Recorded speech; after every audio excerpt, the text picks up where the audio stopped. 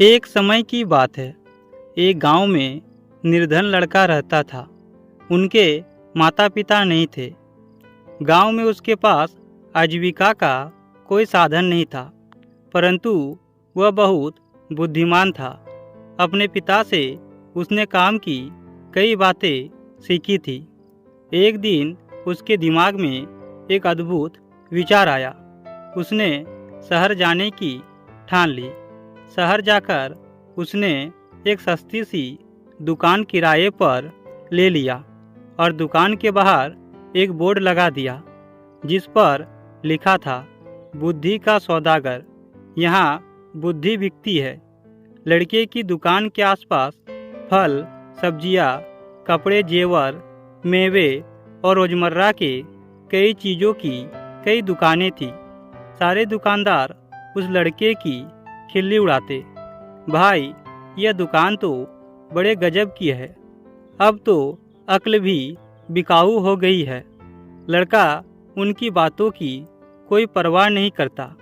वह दिन भर आते जाते ग्राहकों को आवाज़ लगाता रहता और उनसे कहता, आओ आओ, बुद्धि ले जाओ, एकदम खरी, सस्ती और उपयोगी, एक दाम सही दाम, आओ साहब ले जाओ।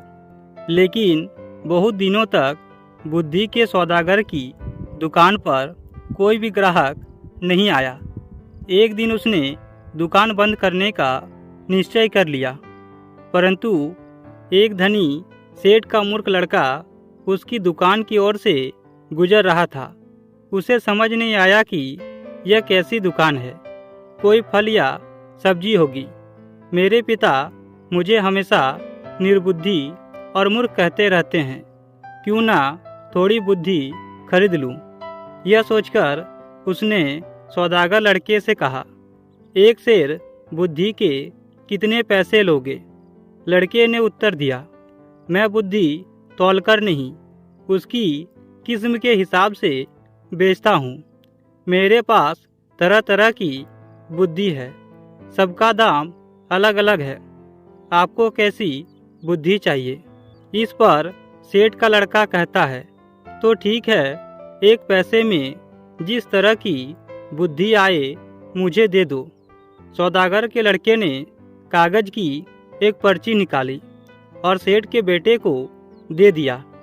उस पर्ची पर लिखा था, जब दो लोग झगड़ रहे हो तो वहाँ खड़े होकर उन्हें देखना बुद्धिमानी नहीं है। इस प्रकार सेठ का बेटा खुशी खुशी घर पहुंचा और अपने पिता को कागज की पर्ची देते हुए बोला, देखिए पिताजी, मैं एक पैसे में अक्ल खरीदकर लाया हूँ। सेठ ने पर्ची पढ़ी और तमाचा मारकर बोले, मूर्ख, एक पैसे में यह क्या लाया है? यह बात तो सभी जानते हैं। तुमने मेरा एक पैसा डुबो दिया। वह सेठ तुरंत सौदागर की दुकान पर पहुंचा और उस लड़के को बुरा भला कहते हुए बोला, लोगों को ठगते हुए तुम्हें शर्म नहीं आती? मेरा एक पैसा वापस करो। लड़के ने कहा, पैसा क्यों वापस करूं? माल दिया है, पैसा लिया है। सेठ ने कहा, ठीक है, ये लो अपना कागज का फटा टुकड़ा, जिसे माल कह रहे हो। नहीं चाहिए हमें तुम्हारा माल, यह लो। कहते हुए सेठ उसकी पर्ची वापस करने लगा। इस पर सौदागर बोला, पर्ची नहीं, मेरी सीख वापस करो। अगर पैसा वापस चाहिए तो आपको एक कागज पर लिखकर देना होगा कि आपका बेटा कभी भी मेरी सीख का प्रयोग नहीं करेगा।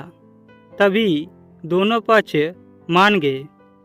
सेठ ने कागज पर हस्ताक्षर कर दिए और अपना पैसा वापस लेकर प्रसन्न हो गया। लेकिन समय बीतता गया। उस प्रदेश के राजा की दो रानियां थीं। एक दिन दोनों रानियों की दासियां बाजार गई। वहां उनका झगड़ा हो गया। बात हाथापाई तक पहुंच गई। लोग चुपचाप खड़े देख रहे थे। उन्हीं में सेठ का बेटा भी था। झगड़ा बढ़ते देख सारे लोग एक एक करके वहाँ से चले गए, मगर सेठ का लड़का कारनामों के अनुसार वहाँ से जा नहीं सकता था। वह अकेला ही खड़ा रह गया। बस फिर क्या था, दोनों दासियों ने उसे अपना गवाह बना लिया। झगड़े की बात राजा रानी तक पहुँच गई। सेठ और उसका लड़का दरबार में लाए गए। दोनों रानियों ने लड़के से कहा कि वह उनके पक्ष में गवाही दे। इस पर सेठ और उसके बेटे के होश उड़ गए। वे सहायता के लिए बुद्धि के सौदागर के पास पहुंच गया और उनसे बोले, हमें किसी तरह बचा लीजिए।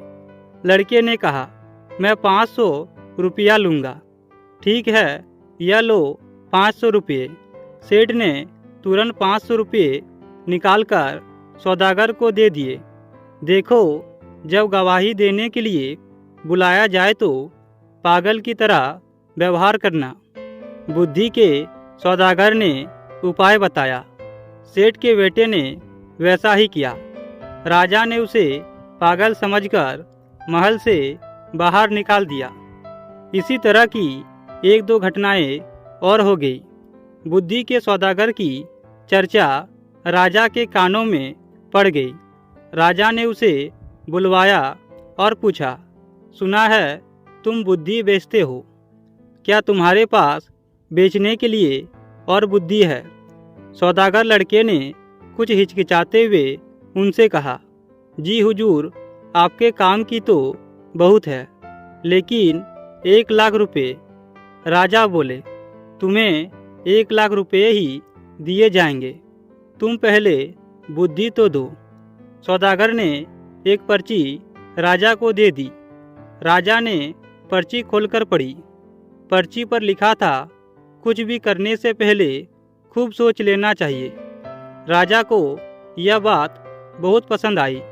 उन्होंने अपने तकिए के गिलाफ पर, पर्दों पर, अपने कक्ष की दीवारों पर, अपने बर्तनों पर इस वाक्य को लिखवा दिया, जिससे वह इस बहुमूल्य बात को कभी ना भूले और ना ही कोई और भूल सके। एक बार राजा बहुत बीमार पड़ गए। राजा के एक मंत्री ने वैद्य के साथ मिलकर षड्यंत्र रचा और उनकी दवा में विष मिलाकर ले आया। राजा ने दवा का प्याला अपनी मुंह के पास रखा ही था कि उसे खुदे शब्दों पर उनकी नज़र पड़ी।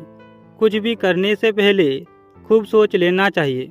राजा ने प्याला नीचे रखा और दवा को देखकर सोच में डूब गए कि यह दवा पीनी चाहिए या नहीं। वैद्य और मंत्री को लगा कि उनका भंडा फूट गया है। वे दोनों डर गए और राजा से क्षमा मांगने लगे। महाराज, हमें क्षमा कर दीजिए, हमसे बहुत बड़ी भूल हो गई। राजा ने तुरंत सिपाहियों को बुलवाकर दोनों को कारागार में डलवा दिया और बुद्धि के सौदागर को बुलाकर इनाम में खूब सारा धन दिया और उन्हें अपना मंत्री बना लिया।